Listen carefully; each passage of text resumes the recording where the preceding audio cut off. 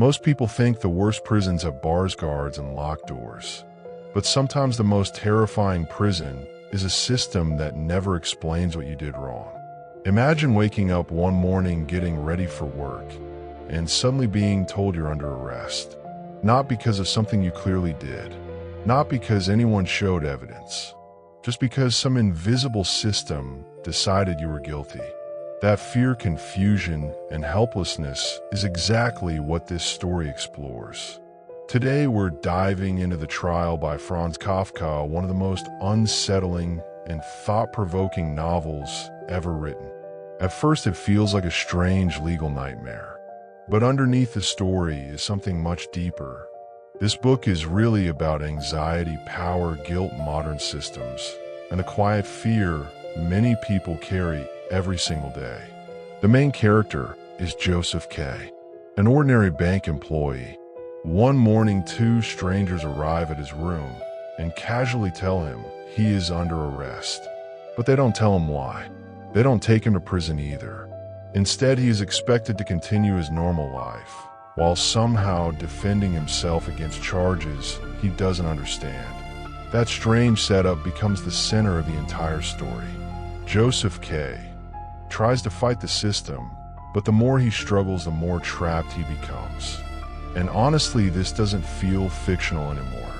A lot of people today feel judged by systems they don't fully understand.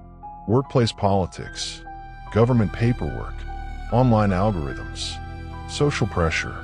Sometimes it feels like everyone is being evaluated all the time, yet nobody explains the rules. That's why this book still feels powerful over 100 years later. The first major idea from this book is that confusing systems slowly destroy people. Josef K spends almost the entire story trying to understand the court handling his case. But every time he gets closer, things become even more confusing. Offices are hidden in dark apartment buildings. Officials speak in vague language.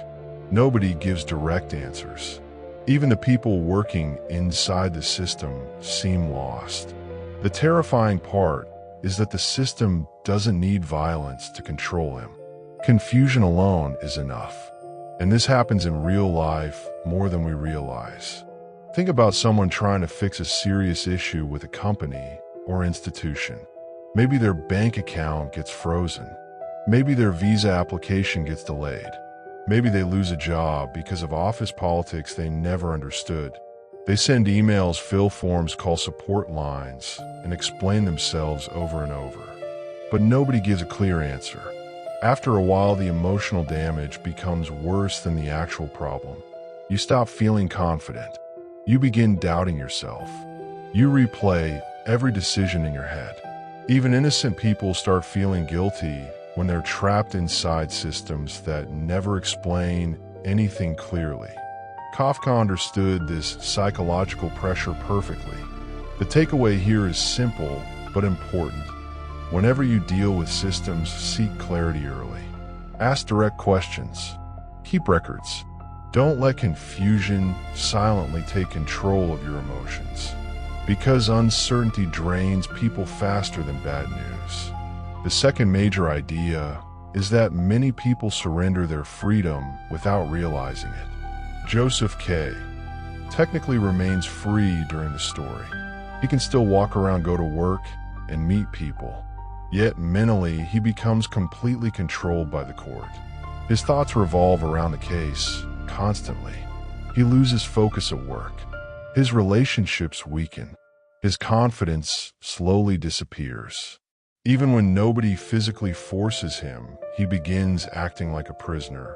That's one of the darkest truths in the book. Control does not always come through force. Sometimes it comes through fear, pressure, or endless mental stress. You can see this in everyday life. Some people spend years trapped by the fear of judgment.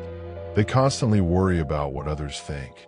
Every decision becomes filtered through social approval. Over time, they stop making choices for themselves. Others become prisoners of productivity. They feel guilty whenever they rest. Their minds never relax because they believe their worth depends entirely on performance. From the outside, these people look free, but internally they are exhausted and trapped. Josef K. represents this perfectly. The court controls his mind long before it controls his fate. The practical lesson here is to notice what secretly controls your thoughts every day. Ask yourself, what occupies your mind so much that it steals your peace? Sometimes freedom is not about escaping physical limits. Sometimes it's about reclaiming mental space. The third major lesson is that people often participate in broken systems because they are afraid to challenge them. One of the strangest things in the trial is how normal everyone acts around the court. Even when the system is irrational, people still obey it. Officials continue their work. Citizens accept its authority. Nobody seriously questions whether the process itself is wrong. That's incredibly realistic. Most systems survive because ordinary people continue cooperating with them. Think about toxic workplaces where everyone knows management is unfair, yet nobody speaks honestly because they fear losing opportunities. Or social environments where harmful behavior becomes normal, simply because people are too uncomfortable challenging it. Kafka shows how dangerous passive acceptance can become. Josef K. expects someone to eventually explain everything logically, but the system survives precisely because logic no longer matters. Obedience matters more. There's an important real-life example here. Sometimes schools, companies, or even families create unhealthy patterns that everyone silently accepts. A person may know something feels wrong, but they convince themselves it's easier to stay quiet. Over time, silence strengthens the system. The takeaway is not that you should fight everything aggressively. It's that you should pay attention when people stop asking questions. Healthy systems can tolerate transparency. Broken systems depend on confusion and fear. And often the moment people stop questioning authority is the moment authority becomes dangerous. Another powerful idea from the book is that anxiety grows when people search endlessly for certainty. Josef K. becomes obsessed with finding answers. He wants a perfect explanation, a clear path to freedom, a final moment where everything makes sense. But the more certainty he chases, the more anxious he becomes. This is deeply connected to modern life. A lot of people believe peace comes from complete control. They want certainty about careers, relationships, money, reputation, and the future. So they overthink every possibility. But life rarely gives total certainty. Sometimes people spend years mentally trapped because they cannot accept ambiguity. They replay conversations, analyze every mistake, imagine worst-case scenarios repeatedly. And ironically, the search for certainty creates more suffering than uncertainty itself. Josef K. cannot stop mentally fighting the unknown. That constant internal battle slowly destroys him. The lesson here is not to become careless. It's to recognize when your mind is demanding impossible levels of certainty. Some questions do not have immediate answers. Some situations remain unresolved for a while. Learning to function without complete certainty is an important form of emotional strength, because otherwise fear can quietly consume your entire life. Now here's the surprising truth most readers miss about the trial. The court may not just represent government or law. It may represent the voice inside Josef K's own mind. Throughout the story, nobody clearly explains the charges against him. Yet, Josef K. increasingly behaves like someone who believes he deserves punishment. That changes the entire meaning of the book. Kafka may be showing how human beings create invisible courts inside themselves. We judge ourselves constantly. We carry guilt, shame, insecurity, and fear without fully understanding why. Many people wake up every day feeling like they are failing some invisible test, not successful enough, not attractive enough, not productive enough, not important enough. And because the standards are unclear, the anxiety never ends. That's what makes this story timeless. It's not only about corrupt systems outside us. It's also about the psychological systems inside us. As the trial continues, Josef K. becomes more desperate to defend himself. He visits lawyers, officials, and people connected to the court. But instead of gaining clarity, he enters a world where everyone seems exhausted, defeated, and emotionally trapped. What's fascinating is that nobody appears truly powerful. Even the people working for the court seem crushed by it. That leads to another major lesson from the book. Systems often continue not because they're strong, but because people believe resistance is useless. Josef K. slowly loses hope because every person he meets acts as though defeat is inevitable. The atmosphere itself becomes part of the punishment. And this happens in real life constantly. If enough people around you believe change is impossible, eventually you start believing it too. Think about someone stuck in a toxic environment. Maybe it's a draining job, an unhealthy relationship, or a negative social circle. At first they recognize the problem clearly. But over time, hearing the same hopeless attitudes again and again weakens their confidence. People begin saying things like, "That's just how life is. You can't change anything. Everyone suffers. Just accept it." Little by little, hopelessness becomes normalized. Kafka understood how dangerous this mindset can be. Once people stop believing improvement is possible, they stop trying to protect their own dignity. Josef K's biggest loss is not legal. It's psychological. He begins losing belief in himself. The practical takeaway here is to protect your mental environment carefully. The people around you influence how much power you think you have. If you constantly surround yourself with hopelessness, fear, or cynicism, eventually your mind starts shrinking to match it. Another important idea in the book is that people often confuse busyness with progress. Josef K. spends huge amounts of energy trying to solve his case. He attends meetings, seeks advice, argues with officials, and overthinks every detail. Yet almost none of these actions move him closer to freedom. He is active all the time, but emotionally and mentally, he is going nowhere. This feels incredibly modern. Today, many people live in constant motion. Their schedules are packed. Their phones never stop buzzing. They answer emails, watch productivity videos, multitask, and constantly chase optimization. But deep down, they still feel stuck. Kafka shows that activity alone does not create meaning or progress. Sometimes people stay busy because slowing down would force them to confront uncomfortable truths.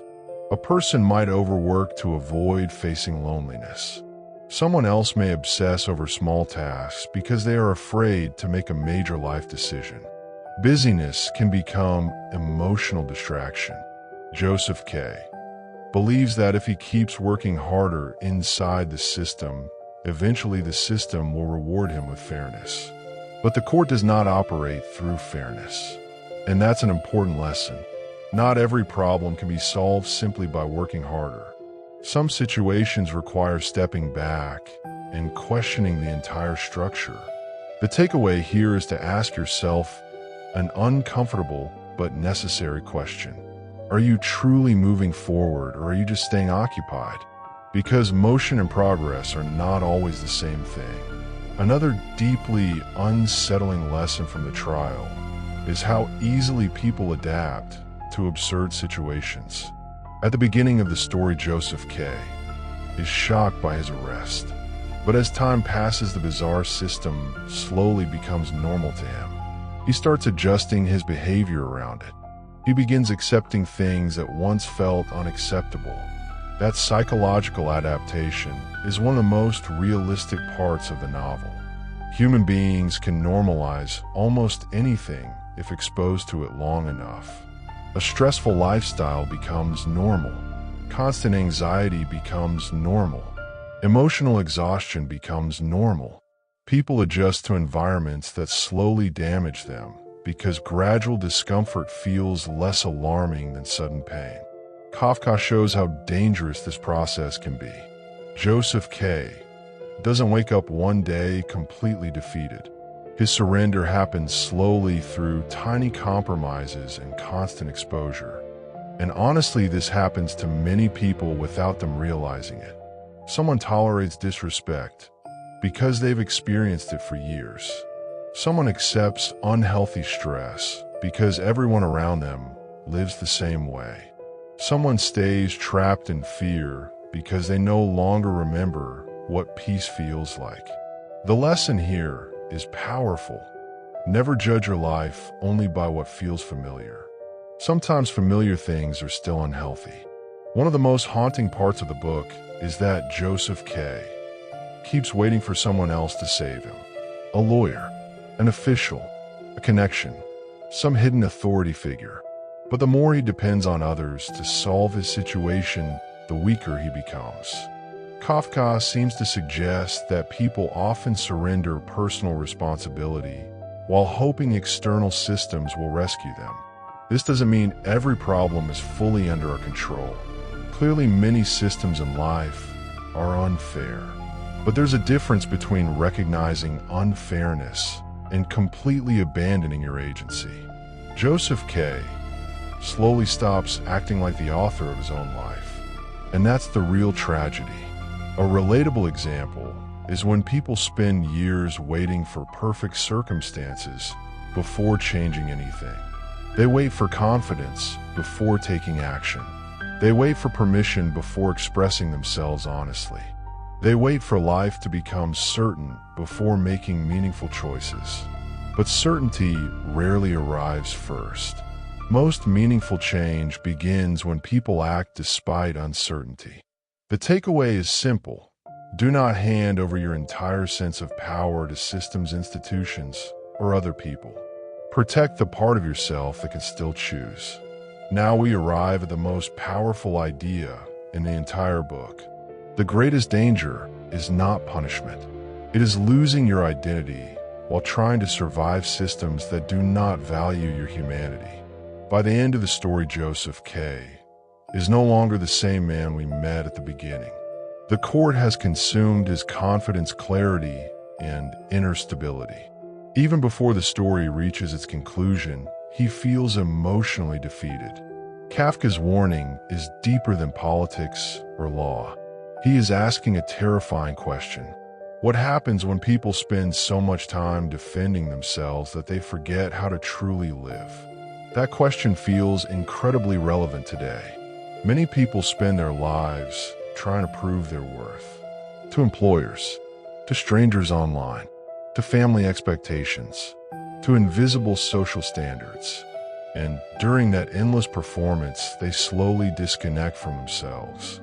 Their real desires disappear. Their peace disappears. Their identity becomes shaped entirely by external judgment. That's why the trial still matters today. It exposes how easy it is for people to become psychologically trapped without physical chains. Now here's one practical action you can apply today. Take 10 quiet minutes and ask yourself this question. What invisible pressure controls too much of my life right now? Maybe it's fear of failure. Maybe it's constant comparison. Maybe it's social approval. Maybe it's the need to always appear successful. Whatever is, write it down clearly. Because unnamed pressure becomes stronger in silence. But once you recognize it, you begin separating yourself from it. And finally, here's the lasting message behind Kafka's story. The world will always contain confusing systems, unfair pressures, and invisible expectations. But the real battle is protecting your mind from becoming shaped entirely by them. Because the moment a person forgets their own humanity, the system has already won.